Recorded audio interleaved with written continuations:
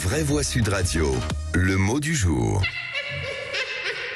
Et le mot du jour, Philippe, c'est... Oui, le mot du jour est maccartisme, puisque Julien Bayeux a utilisé ce terme dans une interview au journal Le Monde pour parler du traitement qui lui a été réservé depuis les révélations de Sandrine Rousseau sur un plateau de télévision.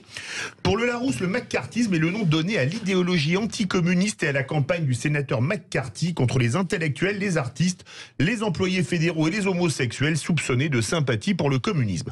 Maccartisme vient du sénateur Joseph McCarthy, à l'origine de ce mouvement.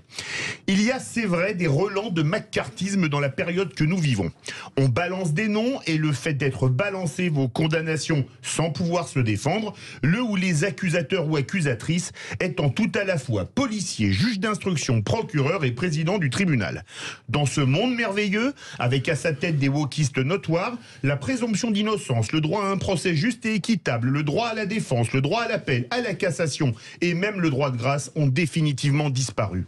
Le fait que le maccartisme et le wokisme soient tous les deux nés de l'autre côté de l'Atlantique est un clin d'œil de l'histoire qui nous rappelle que tout ce qui vient des USA n'est pas forcément une bonne chose.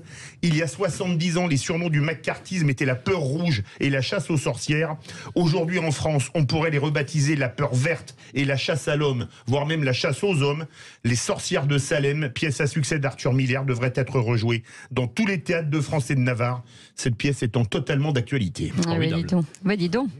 Ah bah dis donc, c'est pas mal. C'est pas lui qui l'a écrit, c'est peut-être pour ça. Dans le micro, Philippe. Vous auriez pu parler des cinéastes qui ont été condamnés.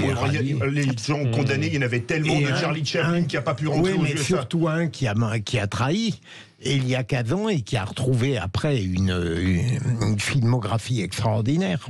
Formidable, mais le climat est terrifiant, en effet. Ouais. Le climat est terrifiant.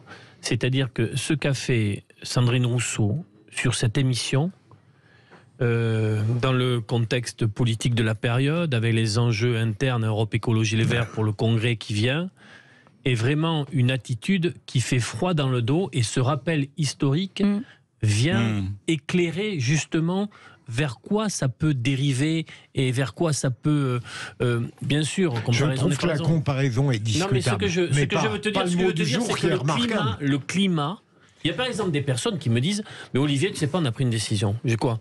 Mais on n'est pas d'accord avec Sandrine Rousseau, mais donc on va commencer à le dire sur les réseaux sociaux. Mais pourquoi avant, vous étiez en situation d'autocensure ? Vous ne preniez pas ce risque ayant peur de la meute qui pouvait vous suivre, vous pourchasser sur les réseaux sociaux ? C'est souvent ça. Mais quel est ce climat ? Alors oui, le rappel historique est super intéressant et c'est toujours bien d'aller se retourner pour voir un peu ce qui s'est passé et tirer des enseignements. McCarthy, on était quand même bloc soviétique à États-Unis. Donc c'est pas la même chose. Et peut-être de parler de ce qui se passe aujourd'hui, c'est donner un petit peu trop de crédit à quelques personnalités pseudo-politiques et médiatiques. Oui, mais est-ce que ça va pas créer un précédent justement pour monter une marche ? Je trouve quand même qu'il y a un sujet autour de la relation ou du traitement de l'image de la femme. Je ne sais pas ce qu'il faut dire.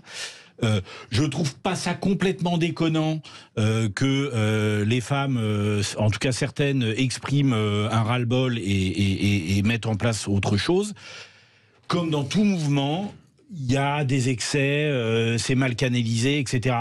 Peut-être il faut attendre de voir quelques mois, quelques années pour essayer de retrouver un équilibre. Enfin, MeToo, ça fait 5 ans. Hein. Oui, pile poil. Ouais, mais on peut vous dire aussi que ça fait l'humanité, que l'homme domine la femme. Donc du coup, est-ce que ça peut valoir 5 ans ? Oui, peut-être. Les femmes, je sais pas, mais il y a beaucoup de femmes aujourd'hui qui ne se retrouvent absolument pas dans le comportement de Sandrine Rousseau, qui souffrent de cette situation, tout en étant en adhésion totale avec le mouvement MeToo qui vient de fêter son 5e anniversaire.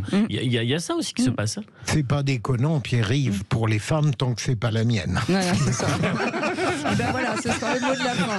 Restez avec nous, on revient dans un instant.